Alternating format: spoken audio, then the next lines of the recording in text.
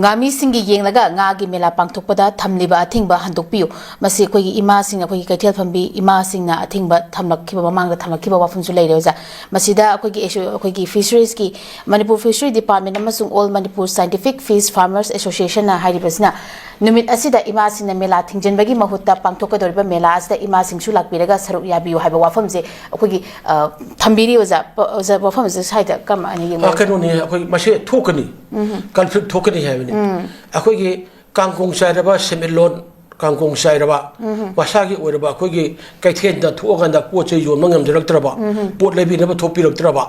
wasagi lamdam gi pothok puthoroktraba matam ase dire akhoi how to survive na kabak taw hingade gi haibi wakin changi lakpadigi ase tholok pade moksa matam pharingi matam da nga ge mela pangthok matam da ima ibe lumai pan bi singna nga yon bi singna akhoi nga yon jobu numit tan mela to bi har kachu timga legi te hujik thingai sin karino kuire khwai manje akhoi gi lalon bagi hap oiraba kathen oiri ima kathen da ari nga atei atei bam jon jeri ba ma pur mo se nga jo li ma jon leibi de na kubi de na mo gi lumai hang da ma cha bu thak pangam da lei re ya bu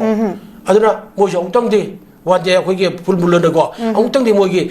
khulong sa ba la ga akhoi gi ima imoinu ko gi numit ase de akhoi gi nga du jon jara ga mo gi nga du lei ra ga da mo gi sengthong kitang tan jau ge na hai bu nu mo lak pane ba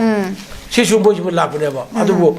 lai si chu akhoi ga chumba ba phom amane ba adu dani noina kari adu numit tu nga gi mela to bi ra gi nu nga gi mela do akhoi kai thien si da akhoi gi jon jara ge adu adu do la ga du ma du da mela ma phom do akhoi si oi to ro ko gi lei bi ra ku pe kai thien khu ding hai da re boirang kai thien do oi su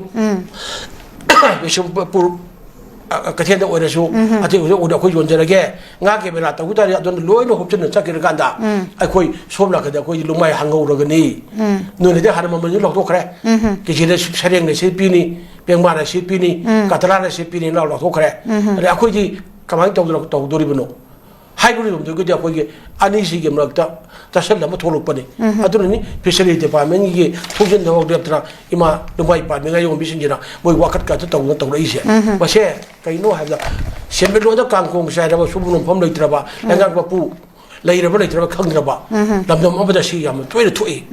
me yam kholau abai kholo yam am toi thoi ab do kai go investigation je phadra leira ba langa shasan phadra leiru er ga ne sumba pam du ba thodok me yam ani ge mak to bung rak pa lak pa ga je suk thok thoi ba se kanan tholi no ha ji ngo si karan tholi no yengo ba ko be amrakta ro nga gi mela pakthok chil chil su nga gayok pukhi me am da gi parga puklok toy ni ado ganga gi mela to dori ni ima ibe no jon dori su nga gi gayok pukhi dori gi mo no lo ro gar jon doi ni ani bu chaba dori ne ba chaba na ba da so la ka da mo na ada bo ima ibe ju ada jon ba la pi ro ana hai bu gi wa ma lai do bo du de ko ka mai na jon ba ja han doi no mo ju ada lu mai parga jo la ga dum istol ha ga da jo han doi la bangman su ga chabara dum to doira hai bo de le me ai ko ar sumaina khena ba mungna ba se ko gi bayam bakta thok pa se e ba si thok to thorung de yam to ne thokani kari no kangkong sai da ba administration leitra ba tong ba to ba akar mana chumba sakpa ngang ba adai ba pu pa dra ba sigi lebak sing he to e ba adana amuka na hajar ba da oi ki nga ge bela imo no hong chong gi bet mo thok der ban me se ma se le choge ko gi mayam jana ba ima gi su ima ko chen phami me pur mak che si ko gi yana purana bazar kai le mi adagi ko gi hoimen ka chen ima akwai angang we da mai ra pa ra kan da lumai nu sing ra jani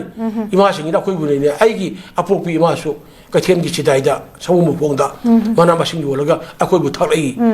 ima thalai ba mushi rabani pithibhi gi bafam amata da mana ima palayam sakbi ima singji gi kathel amata udiena maleng gi lebak mayam dagi ima kathel jing ma hana sangjal lagal la ima mushi rajani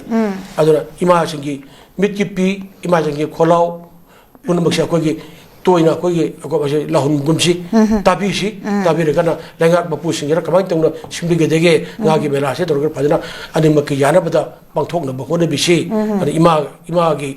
mitki pi ari gi mai kholau kuira me taw ise yam nuksi gra ba de goi ma jana lumai pala ko bu thakpi re ise mai tin pi gi ling jen hai bane ahanu ni pilan ani su ni pilan